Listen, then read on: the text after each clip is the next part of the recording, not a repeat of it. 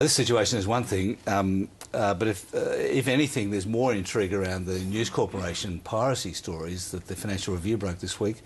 It's alleged that a News Corp subsidiary called NDS hacked encryption codes of commercial pay TV rivals and made them available to viewers who wanted to watch but not pay. Now, here's a snippet from the original story that ran on the BBC's Panorama programme. This is how a secret operation inside a Murdoch company hacked down the competition. These practices have to be put to an end. This is the master key that opens up the whole card. It's piracy. Then the Financial Review felled a forest of trees this week to publish a whole lot of stories. I think there were 5 or 6 pages of stuff, and that was on Wednesday, and then again on Thursday, starting off with this headline. And here's Rupert Murdoch's response on Twitter. I'm a follower of Rupert on Twitter, and it's been very interesting to watch his response. He says, "Proof you can't trust anything in Australian Fairfax papers unless you're just another crazy. And let's have it on," he says. "Choice, freedom of thought and markets, individual personal responsibility."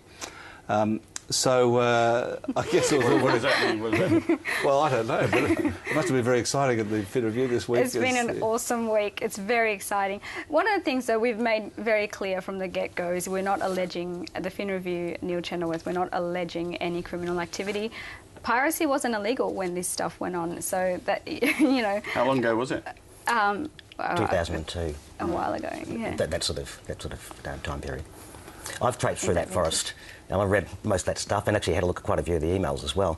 It's a really interesting situation where you've got a bunch of raw material, and the AFR has a particular perspective on what happened and what those emails mean, and News Limited and NDS are saying, no, you've got it all wrong, you're misconstruing what the input of those emails was. Do you think it's possible to misconstrue them, or do you think it's possible to draw different conclusions from the emails? Unlike Neil Chenoweth, I've spent 4 years looking at these things. When I looked at them, I thought, this is inconclusive. I can't actually put all the emails that you need to put together in a sequence in order to say, well, I understand precisely what happened. As Neville said, it wasn't illegal anyway.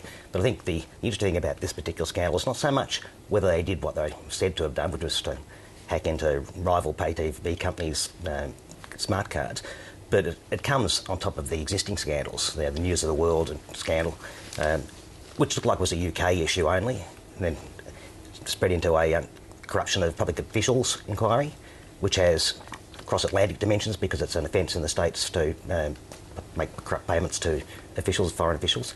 So as these scandals, the ripples start spreading, they've crossed the Atlantic, they're heading towards the upper echelons of news. NDS reported through to the Office of Chairman in News Corp. So Chase Carey was the head man there. Both James and Lachlan Murdoch sat on that board. So you can see, as these new issues arise, they're starting to develop the most senior levels of News Corp and could be quite threatening, if not in terms of legal terms, but certainly reputational terms, and the stability of that company and the mood of the markets towards it. Marcus, I was just going to say the share price is not going down. No, share price doesn't mind at all. And in fact, News Corp is a play on US economic recovery, which if you look at the last 4 quarters of US economic recovery, it's up, up, up, and News Corp share price the same. You overlay the two over a period of time, you'll find there's quite a correlation. So this is may not sound like it to you guys who've spent ages writing about it, but it's just noise for the share price. But don't you think it goes to the issue of governance at that company? Of course it does, but what's share price going to do if you got rid of Rupert and put somebody else in?